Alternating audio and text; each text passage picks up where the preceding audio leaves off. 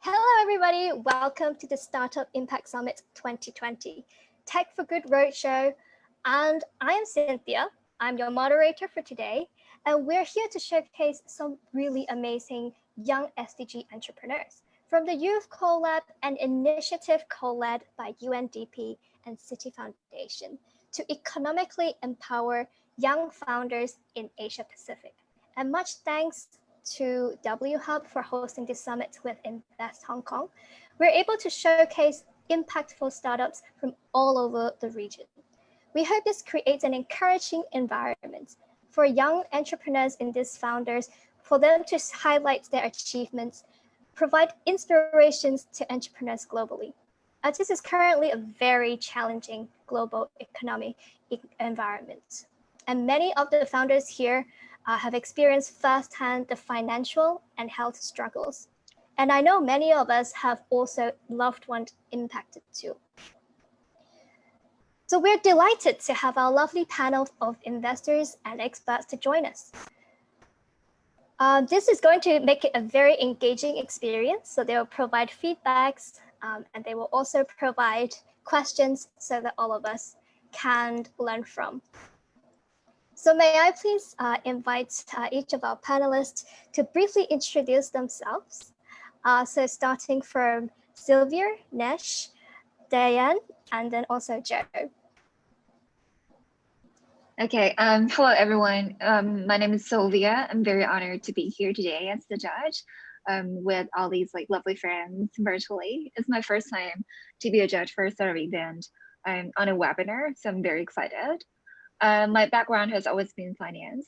So I joined Gobi Partners last year, and I specialize in software, fintech, and sustainability. And Gobi Partners is an early stage investor. We're a regional fund. So right now in Hong Kong, we are managing Alibaba's Entrepreneurs Fund.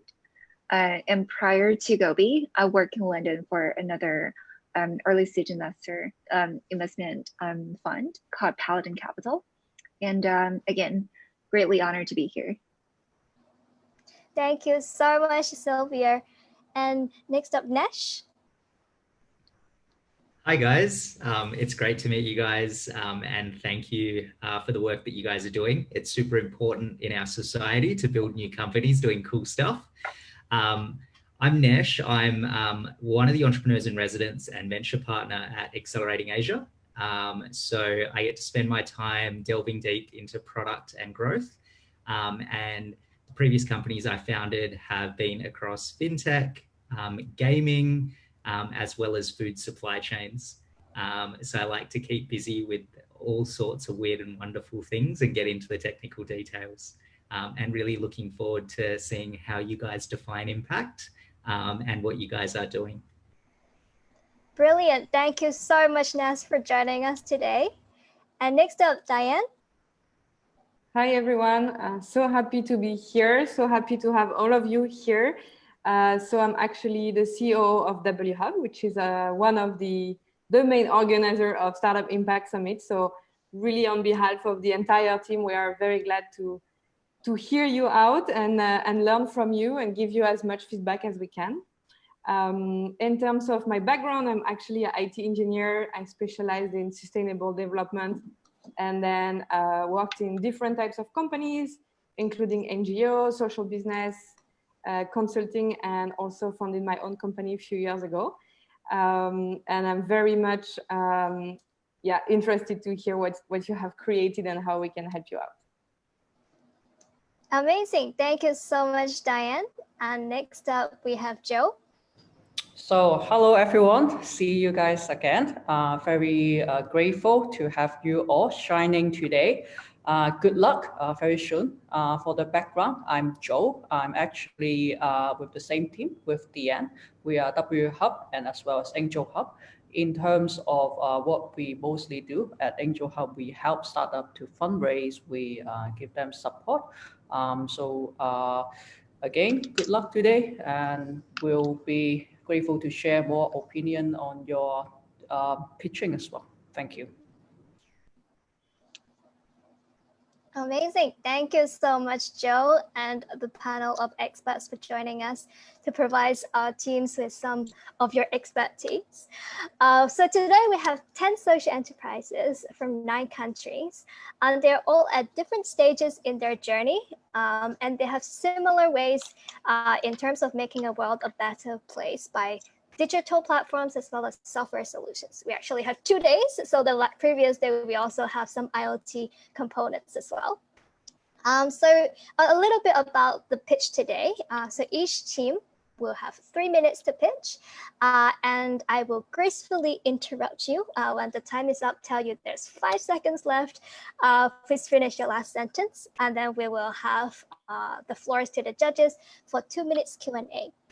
And then this is not a competition. At the end of the day, this is all about you and your learning journey, because we understand all of you are already winners because you are our heroes on the front line making the impact. So we hope everyone will have fun and learn something new. So are you guys ready?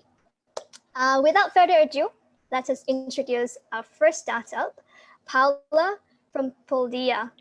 Take us away. Hi, I'm Paula from Hey Success Philippines. So we are a training management company based here in Baguio City. We provide training for freelancers, small entrepreneurs, and professionals. And we have a project called Project Pur.Di.Ya. Pur.Di.Ya is a Kankanai term for meaning trabaho or work in English. So our story is that we belong to the indigenous people here in the Philippines. So there are 14 to 17 million IPs, and majority of them are located here in the Cordillera or the north. So we would like to bring the opportunity of freelancing to them. Why? Because currently the indigenous youth in the Cordillera, even though you can see the employment rate is high, however, they are exposed to hazardous and minimal labor wages.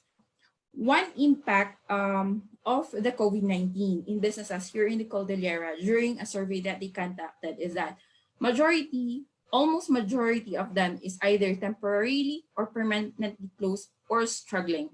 So our solution is create sustainable opportunities through freelancing. Freelancing is a business. So what will be the component? It will be education to employment model, wherein we're going to train them, reskill, upskill, let them learn new skill that is based on the industry.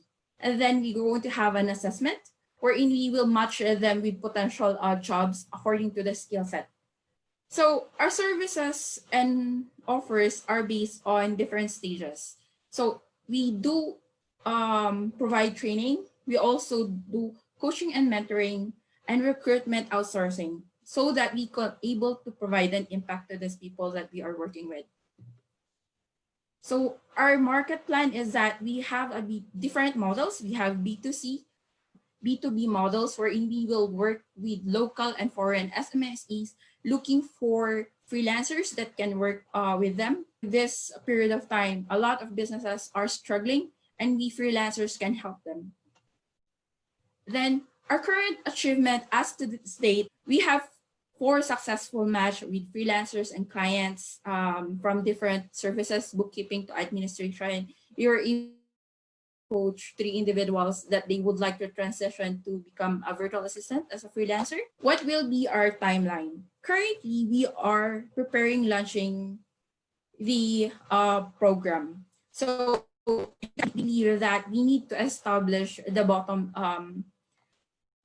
line and the skill set of the people before really going to up to scale. We are composed of 2 main founders. Wherein me, I'm the main lead. I'm an industrial engineer, virtual assistant. I've been working for freelance industry for 4 years. And I have a co-founder, which is Kathleen. She's been working as community developer for 10 years. Then we have our executive assistant. She is as with our admin stuff and maintaining our online community. So we are looking for investors and partners. For the funding, we are looking to raise around 220,000 for this, for these items. And our goal is to create an inclusive IP community in the Cordillera. Our strategy will be education to employment, training, recruitment, outsourcing. That's all. Brilliant. Thank you so much, Paula. And judges and expertise, the floor is yours. We have 2 minutes for this. Yes. It was really interesting, really nice to see that there are other opportunities and job opportunities for people that are in need. I have one question, which is, how do you expect to train them all offline, and how do you expect them to have the equipment, computers, internet, the skills that are required to freelance? Okay, so the majority, if you are freelancing, you have 3 requirements. The tools are the internet, the what they call this one, the equipment, the laptops, and the skill. That's the 3 things that we have. So currently we are trying to fundraise to solve the first problem, the equipment, because not all of the our beneficiary has, but there are also beneficiaries. We will start with beneficiary with current what they call this one, current equipment to use. Then the internet. Because of the COVID, there's a little bit change, because before the COVID, we plan to have we work with computer shops. So that's the one solution. However, we still can work with computer shops, but we will need to comply with the physical distancing, the social distancing. That's one solution that we are currently working on with different computer shops here in Baguio, so that they can provide space for us. Then for the skill set, we need to identify the skill set. We have 2, the skilled one and unskilled one, because currently people are not familiar with what they call this one, freelancing. So we're going to tier them. The first tier is those people that has skills but would like to transfer it into online avenue. So we're going to start with them. Then the second one is those without what they call skill set yet, but willing to learn. So we're going to have a different program for them. But we're going to start with the first skills, first year first. That's, I hope. Amazing. Thank you so much. So this is 2 minutes of the Q&A. Thank you so much, Paula, and the panel of experts. So yeah, my tip is, if you want more questions, then short answers. And if you want less questions, but have a more thorough answer, then obviously provide the most insightful answer. So thank you so much, Paula. Good job. And next up, we have Hai from AntiMatlab, all the way from Viet Nam. Welcome. Hello everyone. Today I want to present an AI technology to detect dangerous behaviors, especially harassment, make society safer. Our system will detect, will analyze video from building camera, and when the dangerous behavior like violence, harassment, and traffic accident happen, the central computer will attract the guard attention and help them to decide which option could help the victim. About customer, our customer is 3,000 apartments in Viet Nam, which means our market size is 30 million for now. We charge a fee for installing the system for the first time and monthly fee. We bring our product to the market by becoming the partner with building management committee and real estate company, technology partners. And we also spend money for testing and collecting more data. Here is our competition. Local traditional security service have a huge experience and many partners, but they use a lot of human resource. And high-tech company like Amazon, Foxcam, and Athena, they have advantage in technology, but they don't truly understand Vietnamese problem. Here's our team. They all have 2 to 3 years experience in engineering and marketing. Also in future smart city in Vietnam, and we need $28,000 to bring our solution to the market. Thank you for your listening. Brilliant. Thank you so much, Hai. And the floor is your judges. Sylvia. Yes. So thank you for the presentation. I think it's definitely an interesting idea. So my question is, what is your core technology? And can you just spell it out a little bit? How do you identify those harassment or like violence? We will manually labeling the data, so the machine can learn which is a normal action and which is the warning action and need the gap intervene. Thank you. And maybe one more quick question. Maybe a follow-up question. Of course, Sylvia. Sure. Right. So how do you think your startup or your technology can be differentiated from your competitors who are doing similar things? High technology on behavior detection, but they focus on face detection, face authentication, not dangerous behavior, not protecting people. And the Athena, they want to break people, but for they want to protect us from terrorists, not this kind of crime we detect. Brilliant. Thank you so much, Hai. Very intriguing. So we'll look forward to learn more about it as well. And next up, we have Kuldeep from Digital Saathi from Nepal. Hello everyone, hope all is well and you're staying safe. My name is Kuldeep Rajal and I'm the design lead at Digital Saathi. At Digital Saathi, 5-year-old, 58-year-old grandmother of 3 wonderful grandchildren and a retired Nepali teacher.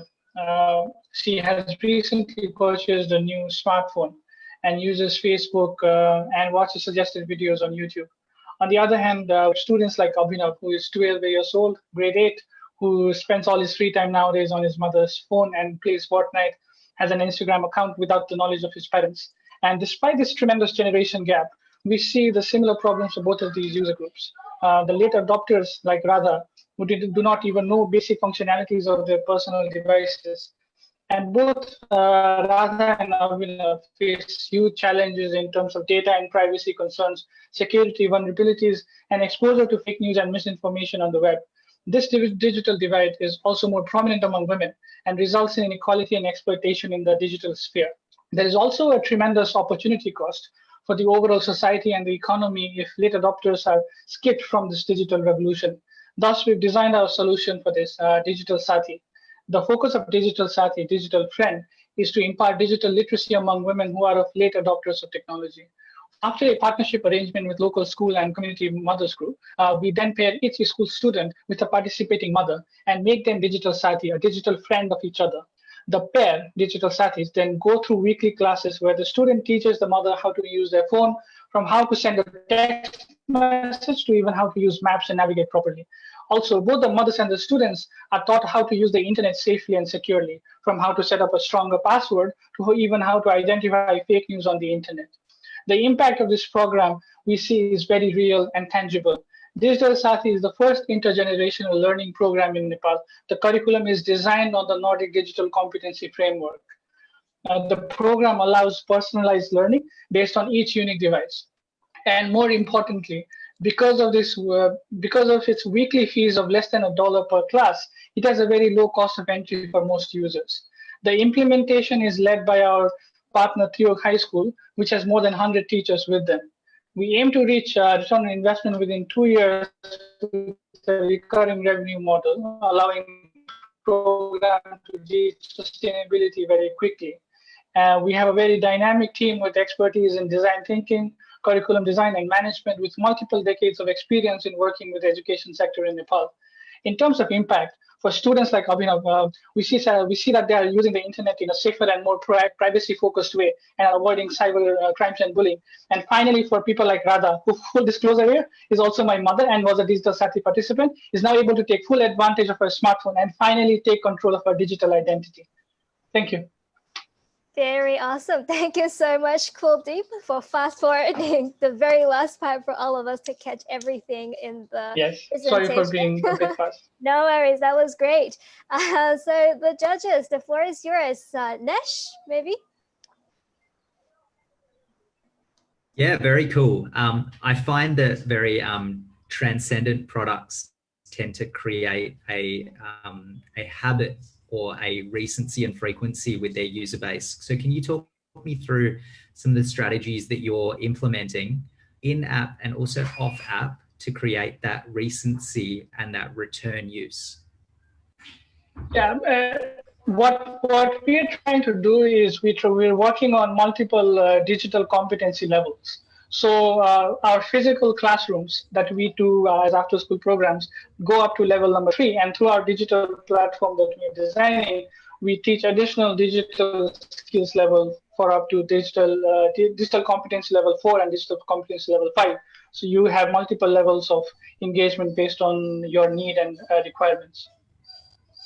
Brilliant, thank you. And one more quick question. Maybe on my side, thank you for your presentation. Maybe I didn't catch the first little bit. I really want to understand like the revenue that you were showing on that part. Would you mind just walk me through like what's your strategy on that and how do you like currently to make revenue of your model?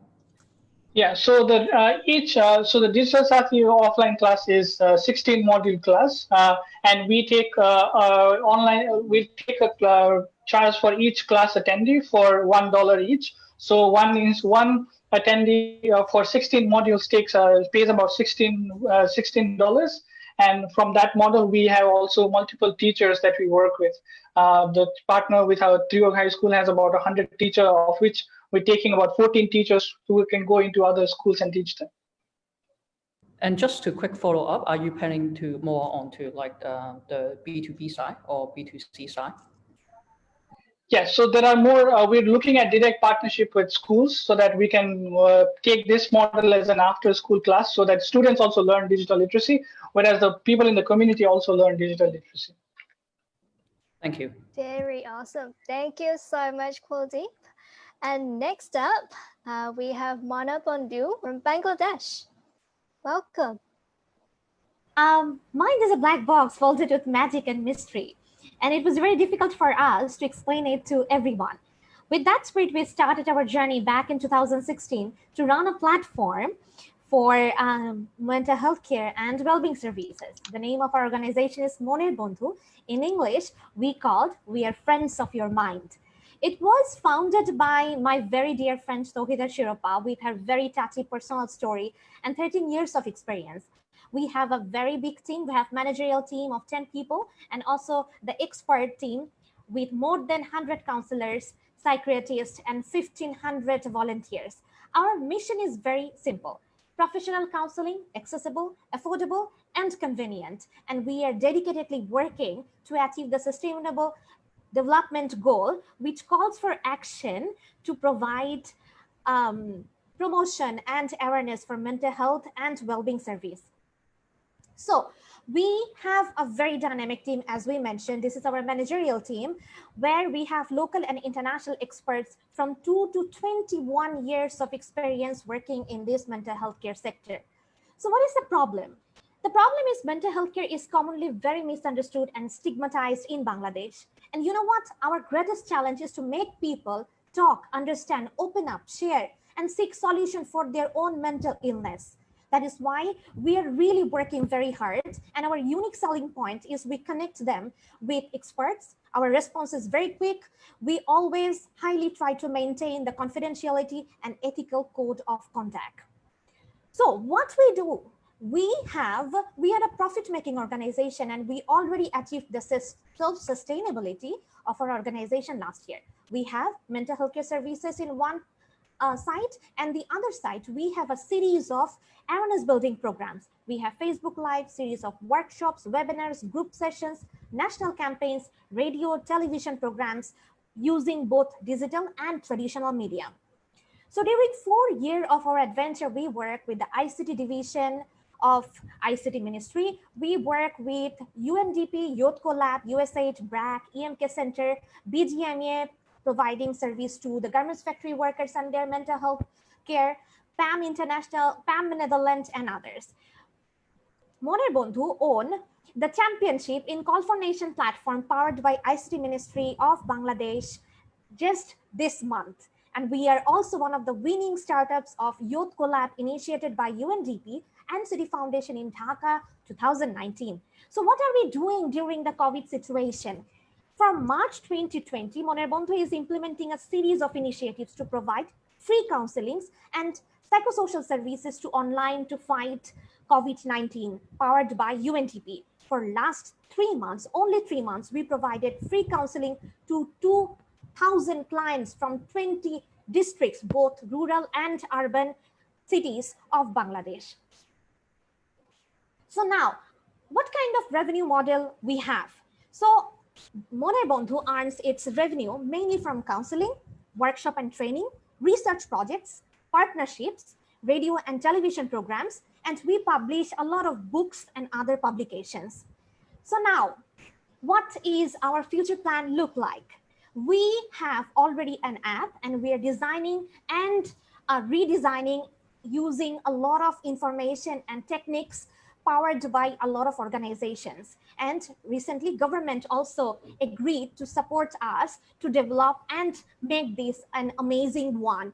To scale up, we need a funding of $235,000 US for serving 100,000 clients in next 1 year. Thank you very much. Amazing. Thank you so much. And the floor is yours, judges. Yeah, you mentioned a few different revenue sources there. Could you talk us through how much traction you have in each of those revenue streams? And then secondly, one of the issues with mental health is conscious awareness of mental health as a problem. So could you talk us through whether certain demographics are more consciously aware of mental health in Bangladesh, more so than others? Yes, sure. So answering the first question, how we collect the revenue. So I can tell you from last 1 year, we are earning more than what is our actual expenditure. Every month we earned 4 to 5 lakh Bangladeshi currency, which would be somewhere between $5,000 US to $7,000 US, and our regular expenditure is $4,000 US, including all these technical, like cost, administrative cost, and the office rent and everything. As we mentioned that we focus mostly on the client-based services, so the more clients and the more revenue comes to Moner Bondhu. For last 4 years, we reached almost 4,500 clients from all over Bangladesh. We also have, I mentioned, partnership and funding.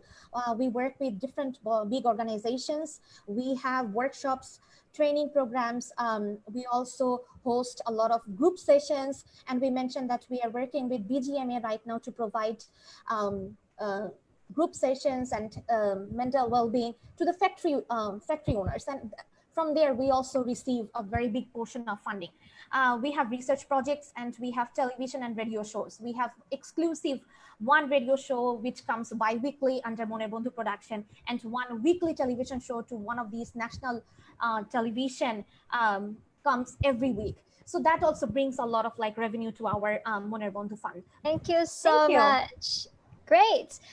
We look forward to hearing more about that. And actually, I think after this session and also beyond this, we can also connect with everyone as well. So if any of the panelists would like to ask more questions, then definitely be in touch with all of the teams.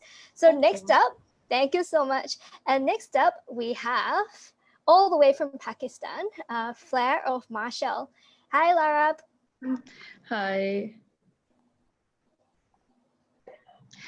Hello, Assalamu alaikum. My name is Lara Abed and I'm from MASHAL, founder MASHAL.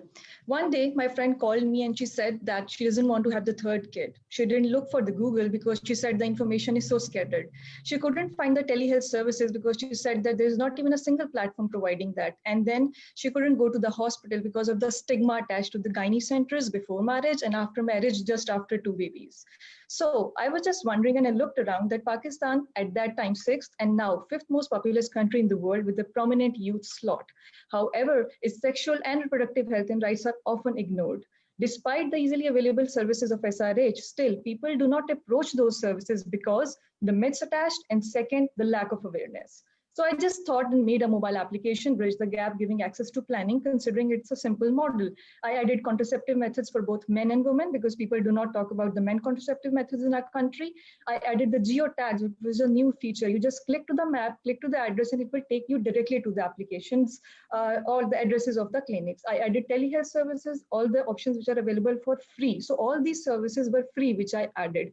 Then I made it user-friendly. I added the bilingual version. I added Urdu and English both. I added the audio version for the visually impaired people. And last but not the least, I added home delivery component where people can order over-the-counter products regarding sexual and reproductive health.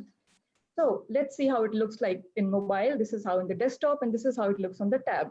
And this is the three things that we can focus: good health and well-being, gender equality, and partnerships. Then I wondered that Pakistan is actually not having any such app, and 77% of the smartphone users in Pakistan are from the age of 21 to 30. And this is actually the age of marriage in Pakistan as well. Even during pandemic, young people want to order these things online. We feel shy and reluctant to talk about it because according to Pakistan, these are the immoral, unethical talks to, do with the young people. So I just wanted to break this stereotype and at the same time solve this problem as well. There are very few applications which have all three components: information, services, and products, very few. And in Pakistan, none. So this application had all three components in the application. Now, this tool is sustainable because once it's made, there is no further cost needed. And the delivery system where young people would be selected across the country, they will be the ambassador, they will disseminate the application, they will sell, and they will take the commission from the product. So this will not only provide the jobs to the young people, but will also help the dissemination to be done across the country. We started off with a very basic structure of one city, and we ended up today here where we want to provide jobs to the young people. In our case study, in our work that we did earlier, we were seeing that government people actually came to us and they wanted the application to be implemented at their level.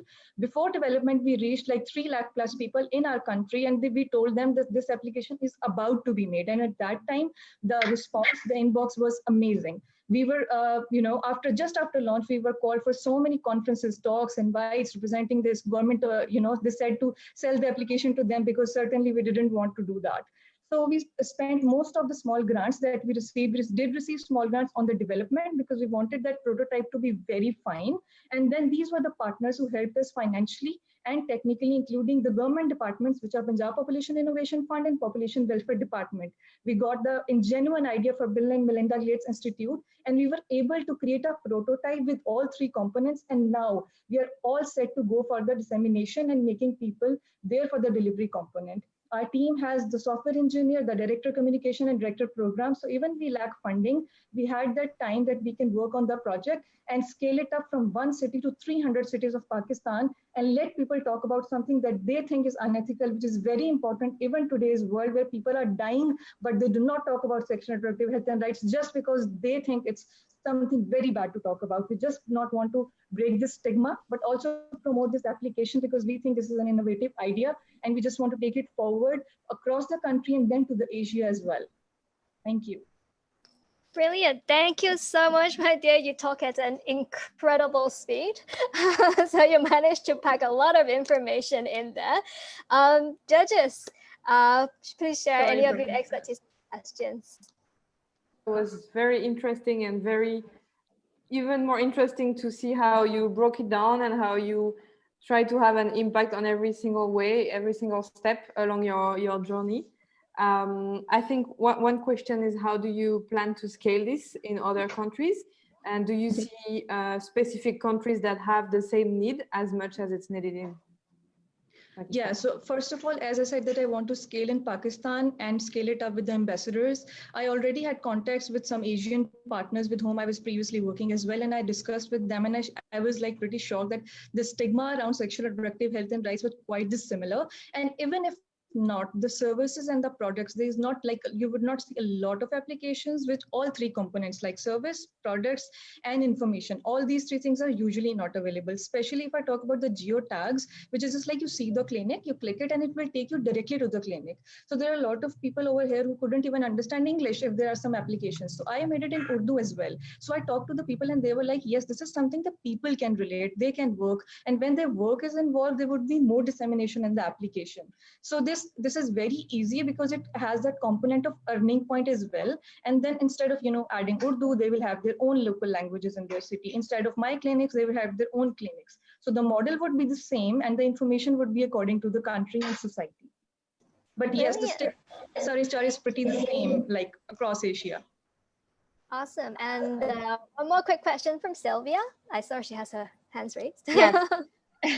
Yes, so I'm quite interested in this whole concept. So you mentioned you also provide products on your platforms. So how do you source those family planning products, and how say what is the arrangement between you and your business partners, if there are any? Okay. So there were two things. Number one, the partners who actually called us, like the government and FPAP, people who are working with the government, they asked me that they want to put their free products in my app as well. So in this way, people would log in and also want to buy the free products. And then on the other side, which will be the revenue, we are getting the wholesale products from one company. And we are disseminating on the commission basis. And this is something that we had to start in like 2020. And this was the peak time. It's very shameful for the people over here to ask for the condoms, sanitary pads, pregnancy strips, everything like this in the shops. So they are very comfortable buying these things online as soon as we keep the charges of the delivery normal as well. So this revenue is going to be great, especially in this situation. There was a time in 2 years back, I was telling that in Pakistan, we are not doing a lot of things digitally. And today, when everybody is at home, we are at lockdown still. Everybody is, going for the online things. And now people are approaching me, start selling. And, this is the need of Pakistan right now. So I want to make it a revenue making so that people can also earn. Otherwise, the stigma is so strong that people are not going to even install, because if a friend sees a mobile application, although the logo is very pretty neutral, but if they see that this is something regarding contraception, they would go like, oh my God, what are you up to? How can you even think of contraception before marriage or after marriage, just before the babies? So, making something from which they can earn, they would start relating it, and they would, even expand it as well for their commission. So ambassadors would be very much interested, because, there are a lot of people who are not even having jobs during this situation. So that's how I want to expanded across the country and continent. Incredible. Thank you so much, Laura. So we just had someone from Pakistan. So next up, we have gone all the way to Japan. So thank you so much. So we have ShareRo. And hi, Naito. Hi, I'm Nao from Tokyo, Japan, co-founder of ShareRo.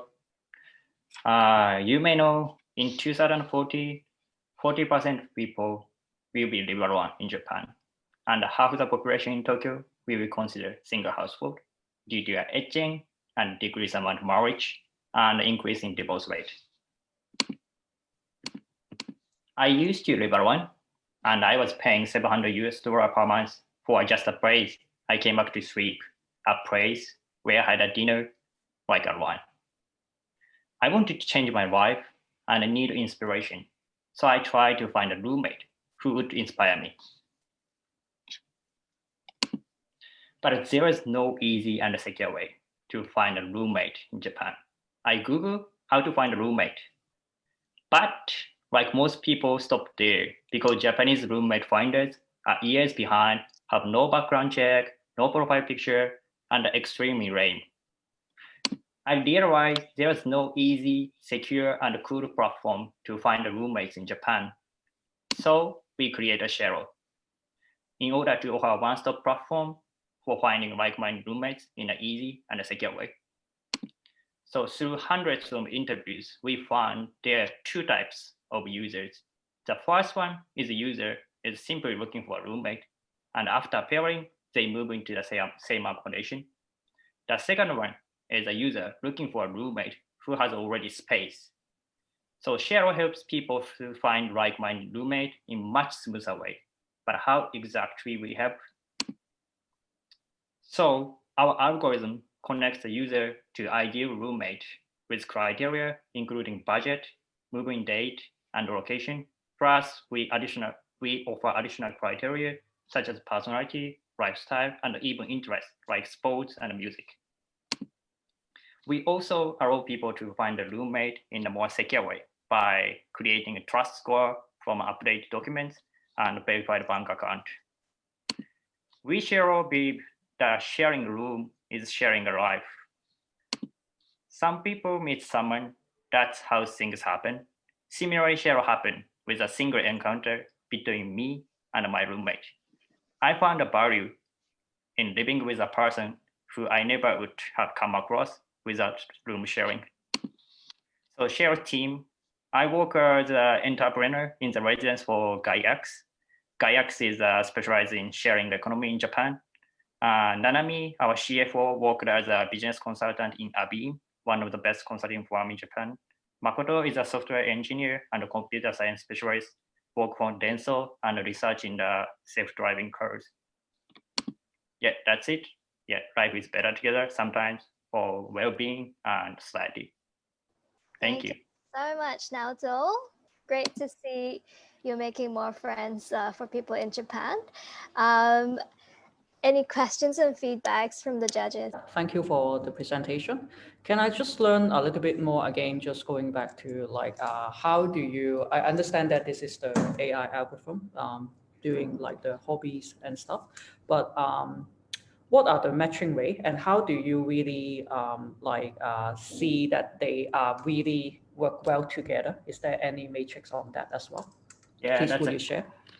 That's a good question. We are striving to now, but we interviewed hundreds of interviews and invented we apply machine learning technology to help with the roommate matching process, like learning from the user of the platform as they match and agree to become roommate. And we feed in comparative insights like personality joker, like Netflix addicted, and feeding comparative insight back into keep improving our recommendation. So basically, we just send a recommendation. We don't match. We just allow them to match easier way and a more secure way. How many users do you have right now? So basically, we are now limited to users, just 100 users we are testing. So we are now is kind of, how can I say, product market fit. We try to find a product market fit, but we already know that there are a bunch of users scattered in the several websites. We already know 5 websites, they are scattered and including Facebook. Every day, people looking for a roommate, especially foreigners looking for a roommate in Japan, because we don't have a one platform to find like-minded roommates like ShareRo. And it would be a subscription-based platform, or how do you see the? Good question. So we have 2 patterns of users, we call Tinder user and the Airbnb user. And we follow the same way to how to make money. Tinder user version, matching after pairing, moving to the same accommodation. So we use Tinder way, boost, unlock the features, we call ShareRo Premium. That's a subscription. And the another one, different on real estate. So after pairing, they need accommodation to move in. So we kind of refer to the real estate company and we take commission from the real estate. And the second one is Mercari or Airbnb, we call escrow model. I think you know that. So we kind of stand in the third person, and when they match, we got 20% matching fee each pair match. And each month we got 4% commission on their monthly payment. That's it. Brilliant. Thank you so much, Naoto. And next up, we have a group from Sri Lanka. Share a book. Welcome, ladies. Hello. Hello. I'll be sharing my screen. We are Bit Safarisa presenting Share a Book. So I am currently a university student, and in the corner of one of my bookshelves, there is a pile of books that I used to study from my previous exams, but they are now just left to dust. Let's have a better look at the problem. So we have Harini here, who will be sitting for an exam very soon, and she is in the need of a certain book that is either expensive or cannot be found. On the other hand, there's Ramitu, just like me, is done with his exams and has a pile of textbooks, short notes, past papers, whatnot that he would love to give out. So we did a survey with a sample population residing in Sri Lanka, and we found that there is a need of 79% and a willingness of 80% to give away used materials. And this is the gap we hope to bridge through Share a Book. Our solution is a web platform into which a PAR student can easily upload used materials, and also a bookstore can upload their product catalogs into. This creates a pool of online study resources through which a current student can go through, order, and buy a certain item they require. This item will then be delivered from the seller to the buyer by a delivery agent integrated into our system. As was shown, we have two major target markets, current and past students under general users, and medium and small scale bookshops as well. So currently we are focusing on developing and deploying the product in Sri Lanka, and once it's a success in here, we hope to expand it to the rest of Asia as well. And our strategies are listed below, and we hope to choose suitable geographical markets, establish strategic partnerships, and incorporate their language, culture, and social needs into our product as well, create awareness, and conduct campaigns targeting potential consumer markets as well. And we are primarily focusing on Maldives and Malaysia. As for our competition, after some research, we found that in Malaysia, there is a one-for-one online book exchanging platform and a KL book exchange operating right now. While in the Maldives, there is a book exchange Facebook page and an Asia Foundation's Books for Asia operating in Maldives. The financial breakdown we need when expanding into Asia requires roughly 35,000 US dollars. And with that being said, the funding we require is 30,000 US dollars. And this funding will be incorporated as 5% into our system deployment costs, 50% into our marketing and promotional, 10% into research, and so on and so forth for administration and logistics, operational and legal costs as well. So meet our team. These are our co-founders. We have Netmi, Dilini, Rashmi, Dilushi, and Netmi. So looking for that one book, find it, get it. ShareRo is your answer. Thank you. Thank you so much, Rashmi, for share book. Judges, the floor is yours. Maybe Nesh, you can kickstart us off. Sorry, my internet connection was terrible during that. So forgive me if I missed part of your pitch. Could you categorize to me like your super users at the moment for your platform?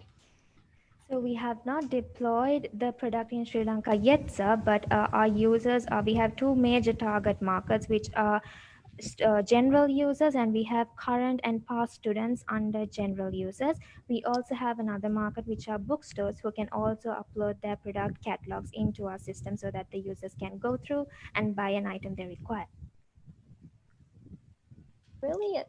Thank you. And one more question. Do you plan to do this full time after you graduate, or it's a project that you see the demand mainly as being a student? So we are currently undergraduates at a university here in a national university in Sri Lanka. And once we deploy this, we are dedicated to carry on the operations, but we want to expand our team, build a larger team so that we can have more hands on this operation so that we can get a lot of help if we are about to deploy. But at the moment, it's the 5 of us. We need a bigger team. We need more funding as well. Thank you. Looking forward for expansion in Hong Kong so we can order from your platform. Okay, thank you. Thank you so much. Yes, background story, in Hong Kong, books are very expensive. So that would be surely, truly helpful. Thank you so much, Rashmi. Thank you. And next up, we have the Peacemaker Studio from Bangladesh. Hello, Niamat. Hello, how are you?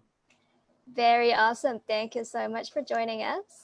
Attack in 2016, where 20 foreigners were killed. And there are 20% of the suicide bomber are young people in the age of 14 to 18 age. So for solving this problem, we established Peacemaker Studio in 2018 to promoting video content and give the advertisements service. Next slide. So yes, so focusing on the SDG goal 16, we are promoting the peaceful contents in the social media and also producing the visual contents. So next slide. We have our potential market. There are online development organizers that we are looking for to give the advertisement service. And next slide, we have so many activities and services in this regard, but especially we are giving the advertisement service to the development organizer. And also we are promoting peace in offline and online through the training programs and the empathetic visual contents. There are our 6 uniqueness. First of all, we have 4 years NGO experience, and then we start our business like a social business startup under the SDG goal 16, and we are following on for on model. We have 50% female employees, and we are employing with disabilities the person we have, and we have expertise on the countering violent extremism, and also we are providing impact at a time. So in last 2 years, next slide please, in last 2 years we have created impact in offline. You can see that we have trained 400 students. They are working in the root level, and we have created in online also. You can see that 2 of our video got viral, and we got interaction from the India and some of the different part of the root level of our country. The next slide, in the impact generation in the last 2 years. So we have provided service to the 10 clients. For doing this type of activities, we need our impact value chain that we created from the design lab. So in our marketing strategy, we are following B2B and also the on for on model. And the revenue model, in case of revenue model, we have divided in 2 segments. First of all, from the corporate sector, that where we are providing the service, and from the social media, from the peace promoting part, that we are getting funds and CSR funds from the funders in this regard. About the financial stability, in last 1 year, we raised total $10,000 from donation to 2,500, and from the service $700 and $5,000.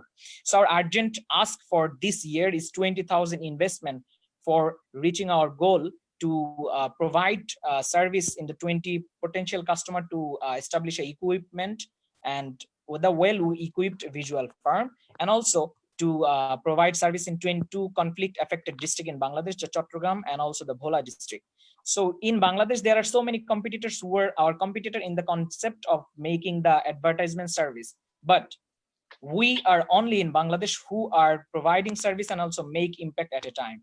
So we already said about our strength, and we have 5 values that you can see, including excellence and quality service and continuous progress. So we have achieved 2 awards. You can see the startup award from the Youth Collab in last year, and also we have award the runner-up award from the Digital Khichuri Challenge. Both are from the UNDP. So you can see some of our friends, including UNDP, EMP Center, Facebook, A2I, and Government Division, and some ventures in Bangladesh. And there are some happy clients we provided our service in last 1 year, including UNDP, EMP Center, BYLC, and other. So in next 5 years, we have our future plan that we will collect 50 customers to provide our service to them. And also we will reach 10 million people in social media, and also to train the 1,000 community organizers who will be promoting peace and tolerance in Bangladesh to have a peaceful country. For achieving these goals, you can see the team. So this is a balanced team who has more than 10-year experience in the creative sector and the peace building sector. So we are working in the South Asia and especially in Bangladesh for promoting peace. We need your support to do a peaceful country and also to have a peaceful world through this process. Thank you so very much. And I'm really sorry for the interruption part because I'm facing so many internet connection problems there. Thank you. So much. No worries. We all have problems. I have two connected devices on this too, just in case one fails. So judges, the floor is yours. I may start the first one. Thank you for your presentation. I would like to just learn more because when I see some of your Facebook comment and such, and the video, you have a lot of traction over there. It's like over 100,000 over there. Can you walk me through some of your traction? And yeah, can you just walk me through the traction of some of your video and how you managed to do it? Thank you so very much, John. Yes, in Bangladesh, there are so many people with different type of idea, and they're following different type of perception. The good thing is they are positively taking, the majority person of the social media user, they are taking our content very positively because we are making the contents with the empathy and also with the interaction, which is connected to the social problems in root and which also connected to the peace. So that we see that also we are actually suggesting, we are working with them, and also we are analyzing from where they came and what about their age, what about their gender, and how they're thinking like this. And also we are also working on about their mindset in the next videos. The thing is, there are mixed perception in our videos, but the majority person in the positive way to get our content positively. Brilliant, thank you. And one more quick question. Please. Sure. One question on my side. What's your biggest challenge today?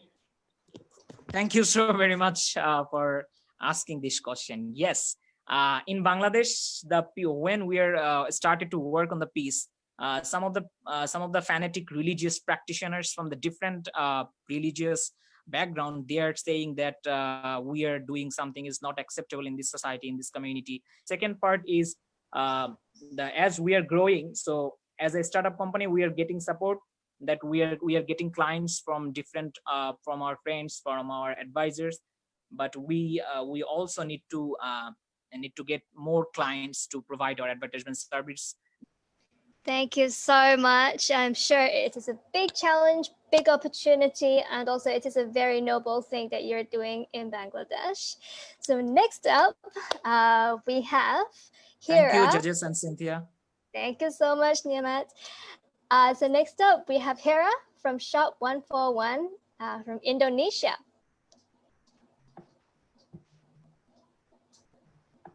Imagine, in Indonesia, a country with rich natural resources, we still have more than 7 million stunting children. Even in big provinces such as East Kalimantan, the prevalence is 30.3%.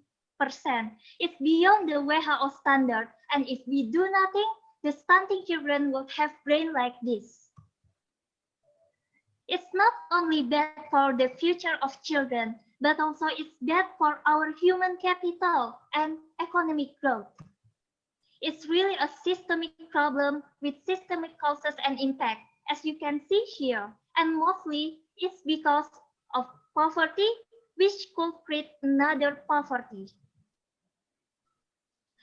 Our team consists of people from health and IT background. We are hustler, hacker, and hipster. We are optimistic that technology could enable everyone to solve health issues and create bigger impact. The innovation is called Shop 141. So Shop 141 is helping the suppliers and customers to solve their problem and bridging them to make impact at the same time for stunting children. We've achieved 66.6% net profit margin, and we've reached more than 100 stunting children, and 54% of them are stated healthy and well-nourished now. Here is our coverage for local service area. We're collaborating with government sector, entrepreneur, and community sector to create bigger impact. Here is our platform, and here are some products from our suppliers. It's the market size in Balikpapan. It's our projection, and we believe that the market is even getting bigger during the COVID-19 pandemic. This is our roadmap. So we'll be focused on product development, branding, and marketing, as well educate the market to grow our song gradually. Zero stunting is possible to be achieved if working together, and we hope that some of you will help us to grow even smoothly and faster, also create bigger impact. Let's save more stunting children with Shop 141. Thank you. Thanks a lot for your presentation. Really impressive numbers. I didn't know that was such a big issue. I feel very sad right now, but happy that you're solving the problem. My first question would be, how is your team? Yeah, so I'm Hera with public health background, experience in some business development classes and branding and marketing short courses. And I'm responsible for business development. And this is Fajar. He's responsible for product development with bachelor degree in IT. Awesome. And this is Cindy with expertise in designing, make graphic design, video, Yeah, that's. Thank you so much for joining us. We will definitely Luckily. catch you again. Great. And we're so happy. Last but not least, we have Clear Plates. We have Chen Yu from China. Hi, everyone. I'm ShareRo, co-founder of ClearPlate. We've known that the food waste issue is terrible now. About 1/3 food is wasted annually around the world, and the direct economic costs are totally reach 750 billion a year. So that's why we want to create ClearPlate. After meal, users will take place picture through our app and will get points if AI identify that they didn't waste food. The points are the currency of this app, which could be used to charity meals for people in need, such as the 141 set about the stunning people in Indonesia is our target helping people. And also the users can get bonus and rewards for themselves. Also, we can establish the online groups to invite their friends in it to use this together. So we can see there are two benefit loops here. The first is users will get rewards from saving food this behavior. And another one is turn the food we save to help others. I think ClearPlace is an open, innovative tool will involve different stakeholders together to provide individual, societal, and environmental benefits together. Among our different competitive advantages, I want to say that our technology is one highlight. And also last year, we officially got the government support, which could be one kind of resource barrier for us. And we have implemented an online social campaign during the Earth Day in this April. And there are more than 1,000 colleagues and universities joined the activity. And the topic was browsed over 100 million times through Chinese social media Weibo, and just in 1 week. So that's we think it's kind of amazing. And of course, our movement, not just on campus, but also in company, with government and in restaurants, we found that the food waste account reduced on average by 12% to 15% just in 1 month. And here I want to give a short announcement that this October, during the World Food Day, ClearPlate Action is ready to blow a new hurricane over 2,000 universities in China. So if any organizations are interested, maybe we can discuss this more later, have some cooperation. And we've evaluated the potential impact about how many carbon emissions we may cut and how many food we may save. And of course, how many money maybe we will donate to the charity projects to help the children or the elders who don't have enough food. To date, we have nearly 1 million users, and we have won the first prize of UNDP Changemaker Challenge and some other awards. Here is ClearPlate with SDGs, and we accurately target SDG 12.3. As for our business model, actually we include both to B and to C side, and we want to create a SaaS service to combine them together. Here's our revenue prediction, and these are core team members, our advisors, and there are some awards during the last 2 years, some media reports, and our strategies. We believe that China is our birthplace, is our starting point. But next year, we want to launch international version app and based on some AI and blockchain technology. And also we think that Asian market would be the first priority. And then we hope it will be global.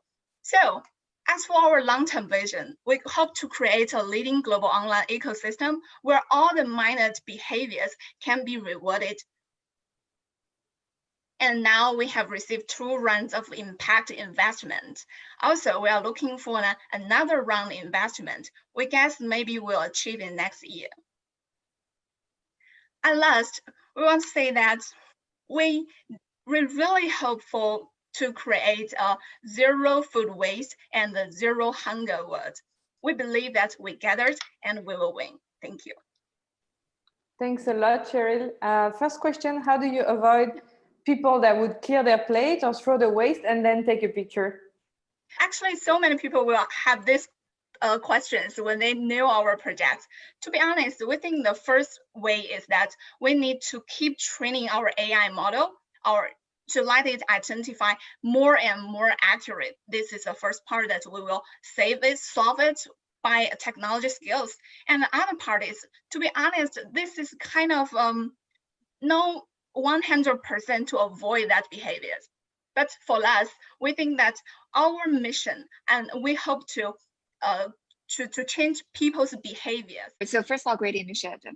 But where do you say the waste of food? Where do the food go? Do you have, say, do you work with some business partners? Say some people may finish the food, and some people may, you know, have some leftovers.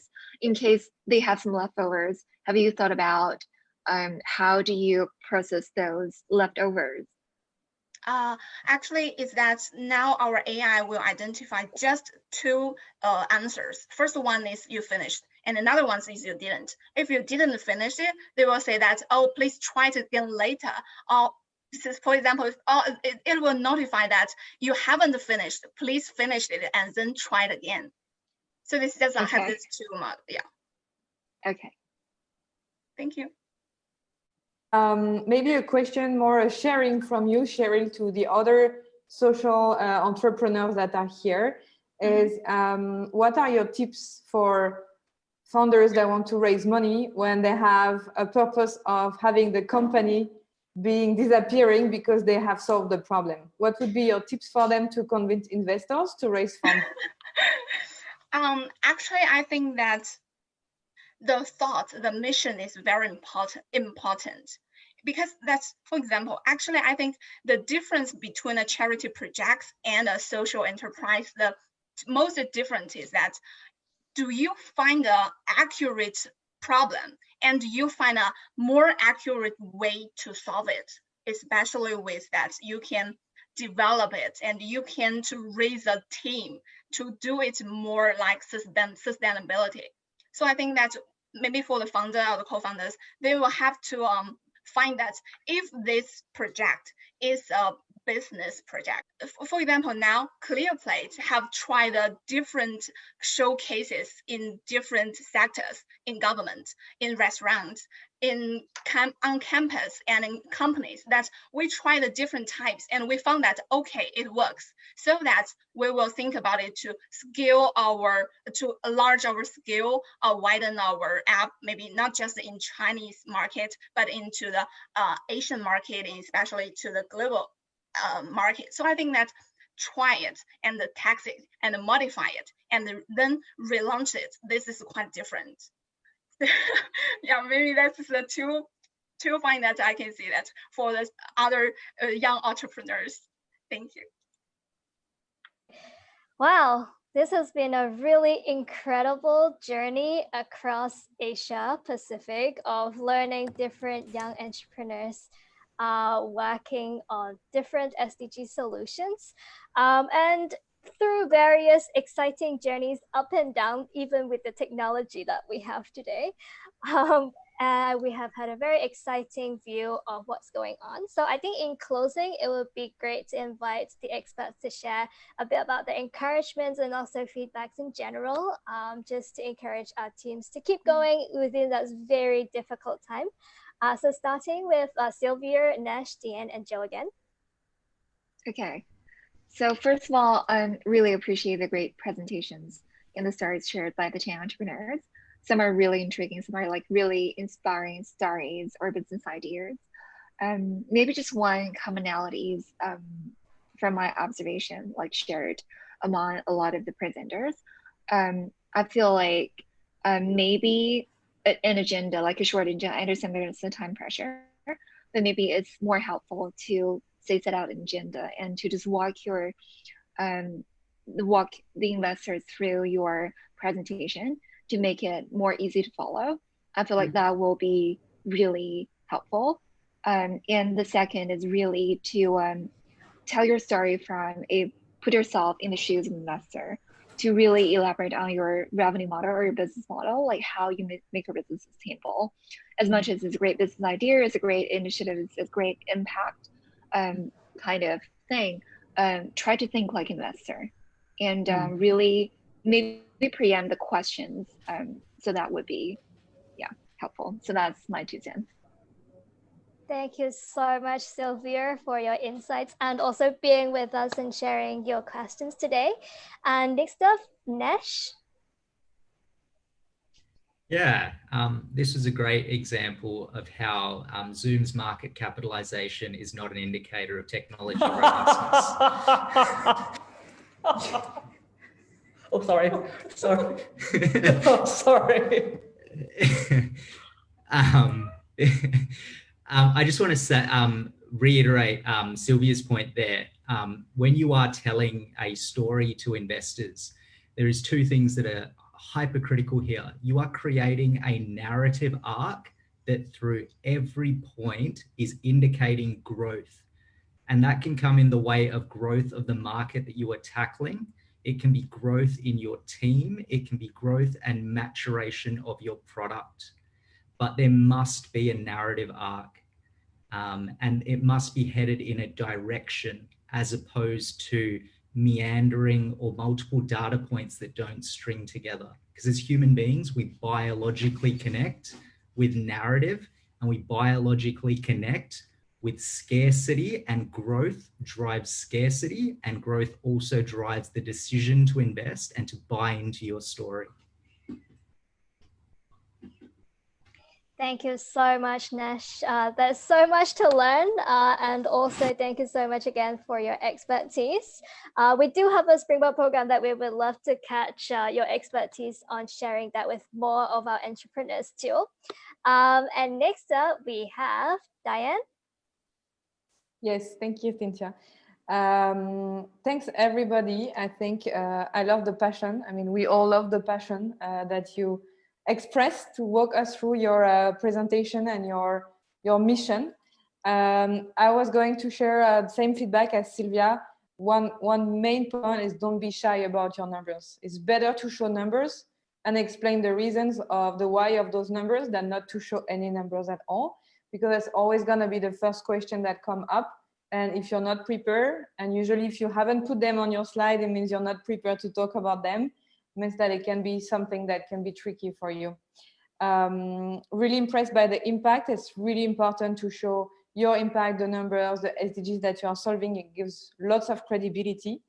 And I think if you haven't launched yet to market, always show the demand, always show your assumptions, the market size, which really helps to understand if there is good potential or tremendous potential in the solution. And always talk about your scalability and your expansion plan, especially when it's an event which is regional or even global, and where everybody is, if they are convinced about your solution, they want to help you bring the solution into their own country. So really talk about scalability and expansion. And then last but not least, really connect with us. Do not hesitate to ask any questions, feedback, and let's stay in touch. And if you ever come to Hong Kong, let us know. We'd be happy to meet you in person, but virtually works as well. So really use us, use our resources, and keep up the good work. And hope to see you again soon in other journey. Thank you. Brilliant. Thank you so much, Diane. And next up we have Joe. Sorry for the laugh, but yeah, thank you very much. It's mostly much appreciated. We have a fun time today, I guess. Very interesting, some of the features, I would say. Again, yes, I can't agree more onto what we have just been said. It's more about, I think more about the market strategy, because we also like just before this panel, we also just before the patching session, we also have one with UNTP on to like how to showcase inclusiveness tech. It's more about the scalability. It's more about, it's not only about it's more about the story the market strategy. So this is what we always see and how to use scale. And I hope you all enjoy your journey and showing your impact every day and keep going. Yeah, again, just let us know if you have any questions. We can be approached onto the social media. Good luck, everyone. Thank you so much, Joe, Sylvia, Nesh, and Diane. It has been an incredible time with all of you and the different teams working to achieve the SDG goals. So this would not have been possible without the WHub as well as Invest Hong Kong for the Tech for Good Roadshow. So if any of the audience who is watching and would like to get in touch, please reach out to the organizing team and they will be connected with each of the startups that have been showcased today. So we are at the Youth Collab and we also have very interesting work looking to leave no one behind ultimately, because we understand there are many incubators and many accelerators out there who are serving the top 1% of the population, the people who have had incredible opportunities in life. And also we would really want to level the playing field of all across the board of anyone, anywhere who wish to make an impact. So as we draw to a close, I hope everyone have learned something and I hope you have had a great time, fun, and even through the hiccups of technology, we hope you enjoyed the rest of the summit. Great job. Bye-bye.